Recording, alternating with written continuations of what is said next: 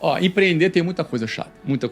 Mas no patamar que eu cheguei, eu consigo fazer muito pouco coisa chata. Eu posso dar um exemplo de coisa chata. Falar de contabilidade é chato. Sim, bater número ali, diferença do cara. Isso é horrível, é chato pra caramba. Eu faço quase nada. Com aquela DRE lá com 1.100 linhas, você fala assim, cara, tem que achar uma diferença ali. Não quero ver isso. Tem coisas que são chatas, né? Falar de coisas burocráticas é chato. Agora, eu nunca fui na prefeitura. Eu já tive mais de 200 CNPJ na minha vida. Cada escola era um CNPJ diferente, cada empresa um CNPJ diferente. Mas nunca fui na prefeitura. Às vezes eu vejo um empresário falando assim, não, eu tô na prefeitura resolvendo um problema. Eu não sei o que esse cara tá fazendo.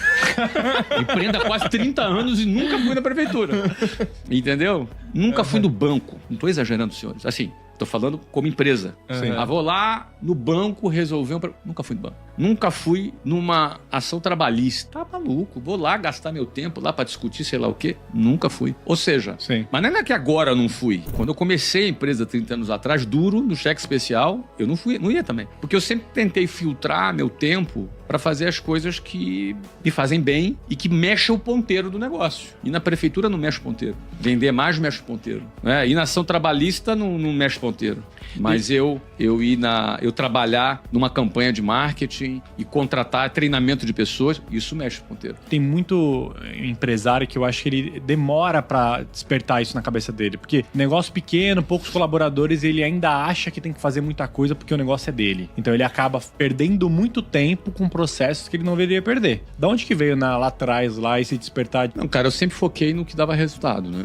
Também algumas coisas chatas demais que eu ignorei mesmo, sabe? Não é que eu ignorei a ponto de deixar ser feito, outra pessoa fazer. Eu prefiro que algo que não mexa o ponteiro seja feito por outra pessoa, mesmo que seja mal feito, do que feito por mim, bem feito. Porque não mexe o ponteiro. Às vezes, o empresário, ele foge de fazer o que ele tem que fazer, fazendo coisas que ele não deveria fazer. Por exemplo, vender é uma coisa que gasta energia. Às vezes ele foge disso para trocar a lâmpada. Ainda se sente orgulhoso. Não, aqui eu sou pau pra toda obra, eu troco a lâmpada, eu limpo.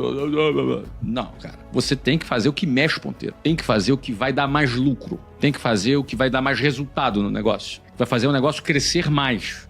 E as coisas que não mexem um ponteiro têm que ser feitas por alguém. Então eu acho que de uma maneira natural eu já fui me guiando para isso, entendeu? E essa frase me impactou, eu esqueci o nome dele. Ele falou assim, cara, trabalhar não cansa, o que cansa é ganhar pouco. Também. Você fala assim, imagina... Se você não é recompensado o suficiente, você é aquele esforço... Agora, o que é ser recompensado o suficiente? O ponto é, cara, existem pessoas que odeiam trabalhar. E é fato isso. Odeia a segunda-feira, festeja a sexta-feira, odeiam trabalhar. E ela aprendeu que trabalhar é ruim. Inclusive ela fala, se trabalho fosse bom não era pago. Você entendeu? E ela odeia trabalhar. E ela aprendeu com o pai dela, que também odiava trabalhar, com o avô dela, que odiava trabalhar, com os vizinhos que odeiam trabalhar, com os amigos da faculdade que odeiam trabalhar. As pessoas que odeiam trabalhar, elas devem achar muito esquisito mesmo, né? Eu fazer as coisas que eu faço. Como que funciona para um cara que tá querendo ir para um próximo nível, alinhar as expectativas com a família para ele conseguir? Porque às vezes a família causa ansiedade no cara. Vamos lá. Isso é muito interessante. Eu, de novo, vou ter que contrariar o senso comum. As pessoas, no senso comum, elas pensam da seguinte forma. Tudo na vida tem que ter equilíbrio. Sim. Já ouviu essa frase? Já. Eu tenho uma visão diferente. Na minha visão, o equilíbrio também não existe. Equilíbrio é uma ficção psicológica que, se você busca ele, você vai se frustrar. É impossível equilibrar qualquer coisa. Aí, calma. Presta atenção no que eu vou te dizer. Você tem que ser pai ou mãe.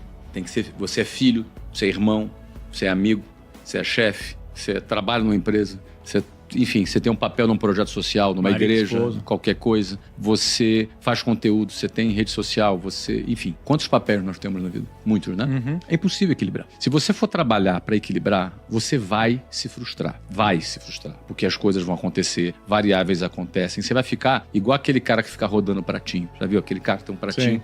Aí bota aqui, aí roda outro, aí roda outro. Cada papel que você tem um pratinho para rodar. Daqui a pouco as coisas começam a cair os pratos, você vai correndo desesperado para rodar aquele prato de novo, rodar. Enfim, uma hora os pratos caem no chão. Então, quem busca equilíbrio, geralmente vai se frustrar. Onde que está o sucesso? O sucesso está no desequilíbrio. Você precisa buscar o desequilíbrio para ter sucesso. Explico. Eu trabalhava assim 18 horas por dia. Isso é um desequilíbrio. Total. Eu trabalhava final de semana direto, sem desequilíbrio. Com 13 anos de idade, eu fui fazer concurso público para entrar no colégio naval, só que eu sempre estudei em escola pública e não consegui passar. E aí eu quis fazer de novo, não fui pro ensino médio, fiquei mais um ano estudando, igual um maluco.